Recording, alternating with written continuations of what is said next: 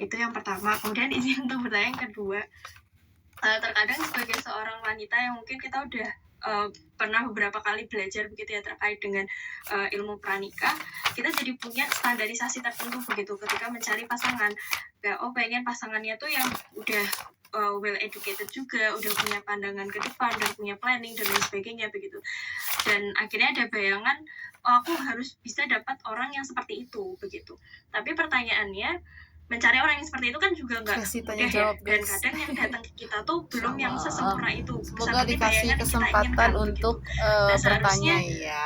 Mungkin baiknya gitu ya, kita tuh harus menunggu seseorang yang sesuai dengan standar kita, atau mencoba menerima seseorang yang sebenarnya tuh udah baik tapi belum sesempurna bayangan kita sendiri. Gitu sih. Karena kalau misal kita nyoba untuk kan 3 pertanyaan dengan realitas ada satu pertanyaan lagi aku maksa kondisi seperti ini kadang kan gak realistis semoga Allah izinkan ya, semoga Allah gitu kan. Dalam tanda kutip begitu sih Teh Dewi ya pertanyaannya, semoga bisa ditangkap dengan baik. Terima kasih. Bismillah bisa gak ya? Tadi namanya siapa? Salsabila. Oke, sip. Oke, untuk pertanyaan yang ketiga ini ada dari yang chat Zoom, Mbak Dewi dari Kak Hasna. Berarti sebaiknya life plan dituliskan setelah menikah atau sebelum menikah kita menuliskan life plan masing-masing lantas disinkronisasi saat sudah menikah? Pesertanya ada 368 di ya yang Allah pilih aja deh. Sudah 3 ya berarti. Baik, bismillah, saya mulai jawab dari pertanyaan pertama dulu gitu ya. Tadi untuk seal terkait dengan pandangan orang lain. Jadi mungkin yang pertama, kalau saya pribadi gitu ya, kita mulai dari tadi kesepakatan kita dan pasangan, itu yang paling penting. Kenapa? Karena tadi yang menjalankan rumah tangga kan kita berdua ya, kita yang paling tahu praharanya, kita yang paling tahu kesulitannya, challenge-nya gitu ya. Maka pada saat kita sudah memutuskan berdua, bismillah dan orang tua ridho ya, kita jalan, suami ridho, orang tua ridho, itu adalah kata kunci pertamanya. Jadi nadanya kenapa? Gitu. Karena tadi keridoan Allah tidak bergantung dari keridoan masyarakat Indonesia, tidak bergantung dari keridoan netizen, itu enggak. Dan saya selalu yakin gitu ya, karena kadang tingkat pengetahuan orang dan komentar orang itu bergantung dari pengalaman hidupnya, yang bisa jadi belum pernah dalam posisi yang sama, sehingga yang paling tepat nanya ke orang yang sudah menjalankan, bukan yang belum menjalankan. Yang biasanya komen yang belum menjalankan, masalahnya itu. Jadi kalau saya pribadi, berikan pandangan Allah adalah pandangan yang utama. Jadi pada saat seal dengan pasangan sudah sepakat gitu ya, sudah istikharah, minta ke Allah, kemudian dilibatkan Allah dalam pertanyaan Allah, kita mendapatkan ketenangan dengan jawaban ini. Harus ke Allah dulu gitu. Konsekuen dengan apa yang sudah kita putuskan bersama. Minta penjagaan Allah sebagai penjagaan terbaiknya. Bisa ya, udahlah ya. Karena tadi emang gak ada yang ideal gitu ya. Ada yang ideal, ada yang harus LDM, dan ini ada keputusan masing-masing. Apalagi kalau sudah punya anak, lebih kompleks lagi kadang. Siapa yang jaga anaknya, siapa yang ini dan lain sebagainya. Ini semua harus dimulai dari apa yang sudah disepakati. Dilibatkan Allah dalam prosesnya. Minimal istikharah sekali. Minta untuk Allah ajakkan hati kita. Kalau nanti kita merasa mantap gitu ya, insya Allah udah bismillah. Kalau Allah udah bilang iya, ini kalau pakai manusia, hijab, itu nggak bisa bukanlah sebuah perkara besar dalam hidup kita. Karena dia harus tadi di dalam, orang lain hanya harus kena melihat telinga. apa yang mereka ketahui. Tapi dan suaranya mereka bagus, nggak tahu. Jadi ngebas. justru kalau mau mengambil masukan dari orang adalah yang sudah pernah melakukan, yang sudah pernah menjalankan. Jadi kita tahu, ternyata Allah izinkan kita bertanya ya. Sini, mungkin kalau begini caranya, cara ngaturnya. Pada saat lagi LDM begini begitu gitu misalnya. Maka itu akan jauh lebih membantu untuk seal gitu ya pada saat memutuskan LDM dengan pasangan. Jadi bismillah, libatkan Allah, istikharah, bismillah, istikharah, masya Allah luar biasa gitu ya. Dia udah kayak berserah diri ya Allah. Bismillah, jalankan, insya Allah itu yang terbaik gitu ya. Kemudian yang kedua dari Salsabila gitu ya, sebenarnya gimana nih? Agak mirip pertanyaan 1 sama 2 gitu ya. Porsi yang dikembangkan sebelum dan pasca menikah.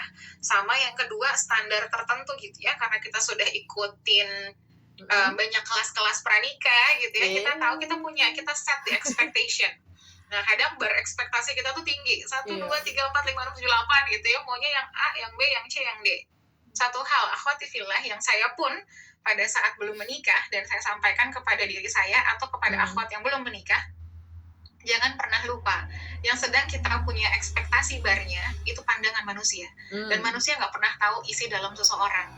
Jadi jawaban terbaik dari apakah dia layak atau tidak menjadi pasangan kita, istikharah itu paling utama. Libatkan Allah lagi dalam perkara. Karena kita suka lupa kalau apa yang dipandang oleh manusia ataupun pandangan masyarakat. Tapi kadang apa yang dilihat oleh mata tuh nggak bisa sesuai dengan yang sebenarnya. Karena kan kita cuma bisa tahu sebisa kita ya, cuma bisa tahu apa yang terlihat mata. Maka saya selalu bilang sama akhwat-akhwat yang belum menikah, sekalipun ada orang datang, itu nggak mungkin banget mbak, orangnya begini begitu dia nggak mungkin.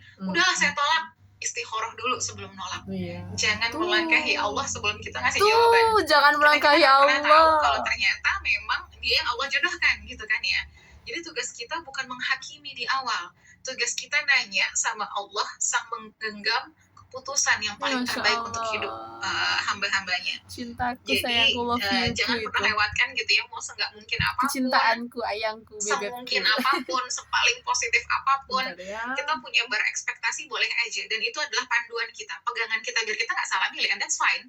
Tapi jangan pernah lupa menghadirkan, melibatkan Allah pada saat kita mengambil keputusan.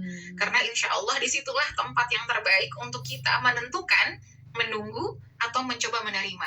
Jadi jangan jawabannya dari kita gitu ya, tapi dari Allah yang memudahkan, mengajakkan hati kita.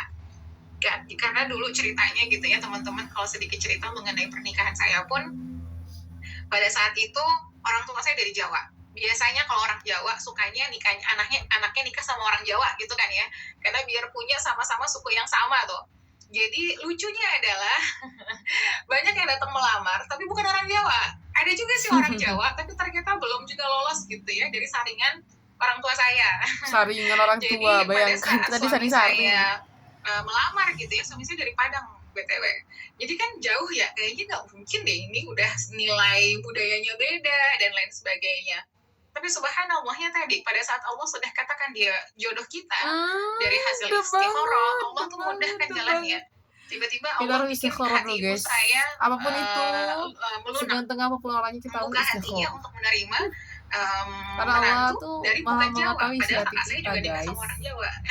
Jadi saya kayak yang menikah tahu bukan sama orang ganteng, Jawa gitu ya. gitu doang. Jadi tapi di hati Allah Allah sebagai penentu terbaik hidup kita.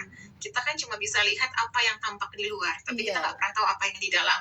Keputusan menunggu atau menerima datangnya dari Allah saja, karena itu adalah keputusan terbaiknya. Kita punya set the expectation itu nggak ada masalah, itu adalah bagian net penjaga kita untuk screening awal bahasa saya. Tapi penapisan terakhir, final decision, satu pertanyaan jawabannya segudang gitu. Dan nanti kayak gitu ya, ilmuwan beliau ya, mungkin ada porsi-porsi udah segudang-gudang. Kenapa tadi saya bilang finalnya di Allah, karena bisa jadi Allah yang paling tahu 3 tahun lagi ini anak yang dulu mungkin terlihat masih banyak bukan ilmu orang Allah yang ya, soleh gitu ya, atau tidak biasa aja amalan ibadahnya, 3 tahun lagi dia ini menjadi orang yang sangat dekat sama Quran. Kita tuh pernah tahu. Itu tadi kenapa yang paling baik, kenapa saya bilang nyambung antara pertanyaan satu dan kedua, tadi libatkan Allah dulu. Kalau Allah sudah bilang terbaik, maka itu yang akan menjadi pegangan terbaik kita. Karena kita nggak pernah tahu apa yang akan terjadi sama manusia. Allah yang maha membolak-balikkan hati hamba-hambanya. Yang sebelumnya biasa aja, tiba-tiba dia jadi jauh lebih soleh daripada kita. Itu bisa aja. Dan akal yang Allah berikan untuk berpikir. Tadi